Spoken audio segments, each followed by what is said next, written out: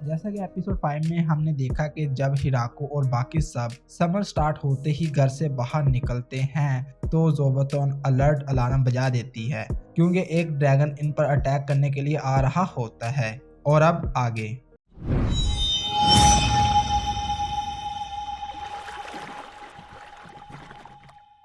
जैसे ही वो ड्रैगन इन पर अटैक करने वाला होता है तो हिराको कहता है कि मुझे अभी कुछ ना कुछ तो करना चाहिए एंड मैंने कभी नहीं सोचा था कि ऐसा कोई ड्रैगन हम पर अटैक करने आ सकता है। वो ड्रैगन एक फायर अटैक इन पर करता है बट एंजल एंड लू डिफेंस करते हुए एक बैरियर बनाती है। इस बैरियर की वजह से वो अटैक तो रुक जाता है बट फिर भी कुछ फायर हिराको के खेत को लग जाती है। बाकी सब एल्फ फायर देखते ही इसको बुझाने की कोशिश करने लग जाती है। हिराको सोचता है कि मुझे इस ड्रैगन को बीट करने के लिए कम से कम इसको जमीन पर लाना होगा क्योंकि जब तक ये ऊपर उड़ता रहेगा हम इस पर अटैक नहीं कर सकते। लेकिन जो भी हो मुझे सबको प्रोटेक्ट करना ही पड़ेगा। एंड ये कहते ही हिराको अपने हैंड को क्लोज करता है एंड क्लोज करते ही हिराको के हाथ में एक अलमाइटी वेपन आ जाता है जिसे देखकर हिराको भी शॉक होता है क्योंकि ये पहली बार था कि इसने अलमाइटी वेपन को समन किया हो। हिराको इस वेपन को ड्रैगन की तरफ फेंकता है। ड्रैगन भी डिफेंस के तौर पर एक बैरियर बनाता है बट ये वेपन इस बैरियर को तोड़ते हुए सीधा ड्रैगन के लेफ्ट साइड पर जाकर लगता है। इसके बाद वो वेपन एक बार फिर हिराको के हाथ में वापस आ जाता है एंड एक बार फिर हिराको इस वेपन को ड्रैगन की तरफ फेंकता है बट इस टाइम ये वेपन इस ड्रैगन के सीधा चेस्ट पर लगता है जिसकी वजह से वो ड्रैगन फिनिश हो जाता है। इस ड्रैगन को नीचे गिराने के बाद ये सब इस ड्रैगन के पास जाते हैं। हिराको कहता है कि क्या ये पॉसिबल है कि इसको किसी ने हम पर अटैक करने के लिए भेजा हो, जिस पर एंजल कहती है कि मुझे नहीं लगता क्योंकि ऐसे क्रिएचर को ऑर्डर देना नियरली इम्पॉसिबल है, तो हो सकता है कि ये सिर्फ इधर से गुजरते हुए इसने हम पर अटैक किया हो। ये सुनने के बाद हिराको कहता है कि ओके मैं समझ गया, बस अब मुझे ये बताओ क्या हम इसको ईट कर सकते हैं। एंड नेक्स्ट हर बार की तरह हिराको इस ड्रैगन मीट से भी डिफरेंट टाइप के डिशेस रेडी करता है। इसको खाते वक्त लू एंजल से पूछती है कि क्या तुमको लगता है कि तुम उस बैरियर को ब्रेक कर सकती थी, जिस पर एंजल कहती है कि बिल्कुल भी नहीं, वो बैरियर 3 लेयर पर था, इसको तोड़ना नियरली इम्पॉसिबल है अगर मेरा मैजिक यूज किया जाए तो। इन दोनों को बातें करते देख हिराको कहता है कि तुम दोनों क्या बातें कर रही हो। एंजल कहते हैं कि अरे कुछ नहीं, हम तो बस ये कह रही थी कि ये मीट बहुत डिलीशियस है। नेक्स्ट मॉर्निंग हिराको खड़ा कल रात वाले ड्रैगन मीट के बारे में सोच रहा होता है। वो कहता है कि मीट खाने में काफ़ी अच्छा था लेकिन उसमें एक चीज़ की कमी थी और मैं उस चीज़ को अब पूरा करूँगा। हिराको के पीछे बाकी सब भी आ जाती हैं। वो हिराको से पूछती हैं कि आज हम क्या करेंगे।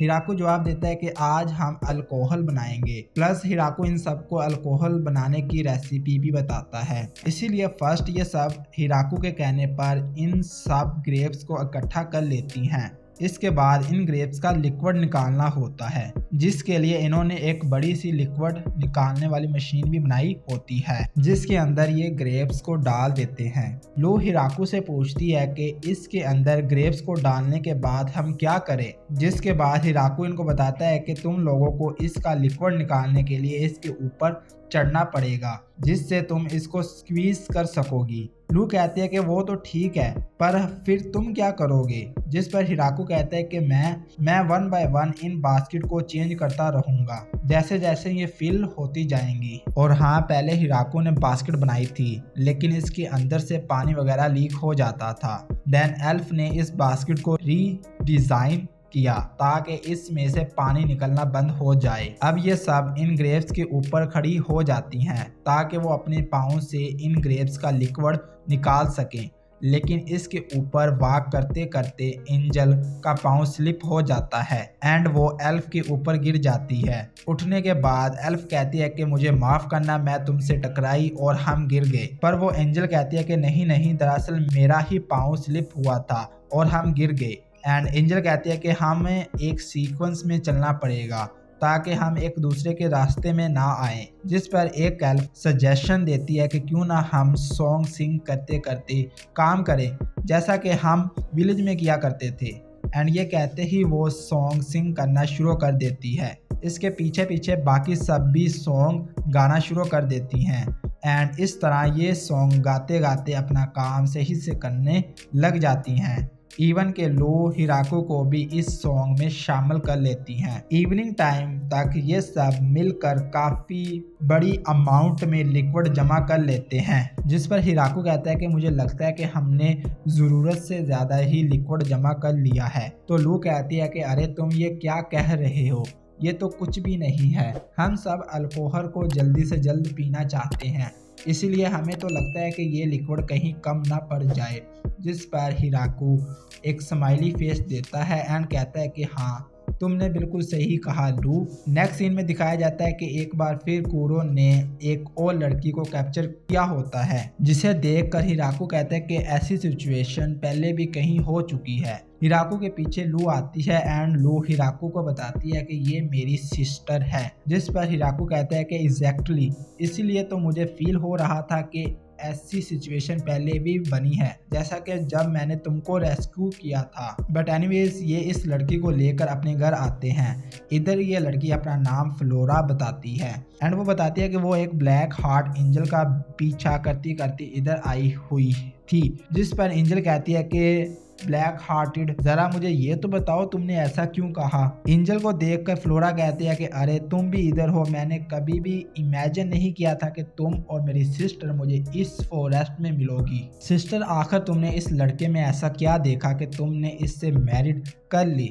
आई कैन नॉट बिलीव दिस। अब हिराको के बारे में बातें सुनने पर ये डॉग फ्लोरा को एक स्केरी लुक देता है। इधर ही फ्लोरा इन सबको बताती है कि ये कुरो कोई डॉग नहीं है, ये वुल्फ है, जिस पर हिराको कहता है कि ओ अच्छा, पर मुझे तो अभी तक ऐसा ही लगता रहा कि ये डॉग है। इसके बाद फ्लोरा इनके साथ कुछ दिन तक रुकती है, देन वो यहाँ से चली जाती है।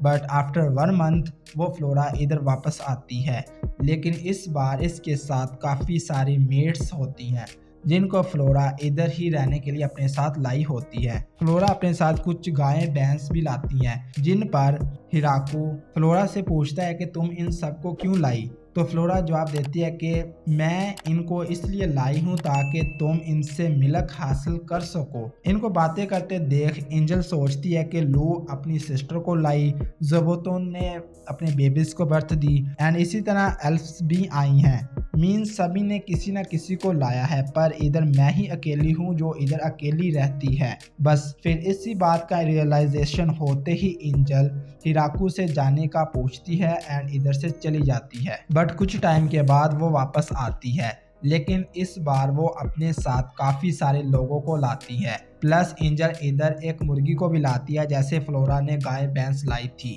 इधर खड़ा हिराको सोचता है कि मैं अकेला था और अब तो पॉपुलेशन बढ़ते बढ़ते बहुत ज़्यादा हो गई है। फनी थिंग इज़ कि जब वो पॉपुलेशन के बारे में सोच रहा होता है तो कुरो कुछ और एल्फ्स को भी इधर ले आता है। हिराको कहता है कि ये सब भी फीमेल हैं, क्या लू अब कोई मेल एल्फ नहीं होता। जिसके जवाब में इनमें से एक एल्फ कहती है कि उस वार में कोई भी मेल एल्फ सरवाइव नहीं कर पाया था, इसीलिए आज के दौर में सिर्फ हम फीमेल एल्फ ही हैं। लेकिन फिर भी क्या फ़र्क पड़ता है, हम सब मिलकर और मेल फ्रेंड को बर्थ दे देंगी। नेक्स्ट सीन में दिखाया जाता है कि हिराको इन सबको इकट्ठा होने का कहता है। जब ये सब जमा हो जाते हैं तो इधर हिराको कहता है कि मैं सोच रहा था क्यों ना इस जगह का कोई नाम रखा जाए। वो इसलिए जब मैं इधर आया था तो इधर सिर्फ एक ट्री था एंड बढ़ते बढ़ते अब ये एक कंप्लीट विलेज बन गया है, तो अब हमें चाहिए कि हम इसका एक नाम रखें। लू कहती है कि तुमने इस जगह को बनाया है, तुम ही इस प्लेस के ओनर हो, तो तुम्हें ही कोई नाम बताओ। जिस पर हिराको कहता है कि हाँ मैं समझता हूँ, पर प्रॉब्लम ये है कि मैं अभी तक एक भी सही नाम नहीं सोच पाया, तो इसीलिए मैं तुमसे पूछ रहा हूँ, अगर तुम में से किसी के पास एक अच्छा आइडिया है तो मुझे बताओ। ये सब मिलकर काफ़ी सारे नेम सजेस्ट करते हैं, जैसा कि death of forest, death of village, but हिराको इन सब नेम से सेटिस्फाइड नहीं होता कि अचानक ज़ोबोतोन अपना एक हाथ ऊपर करती है। हिराको ज़ोबोतोन से पूछती पूछता है कि ज़ोबोतोन क्या तुम्हारे पास एक अच्छा नाम है, जिस पर ज़ोबोतोन डोर की तरफ इशारा करती है। जब हिराकू ज़ोबोतोन के कहने पर डोर ओपन करता है तो सामने वही बड़ा ट्री होता है, जिसे देखते ही हिराकू समझ जाता है कि ज़ोबोतोन क्या नाम बताना चाहती है। एंड वो कहता है कि इस विलेज का नाम आज से द ग्रेट ट्री विलेज होगा। बाकी सब भी इस नेम से काफ़ी सेटिस्फाइड होते हैं एंड ये एपिसोड इधर ही एंड हो जाता है।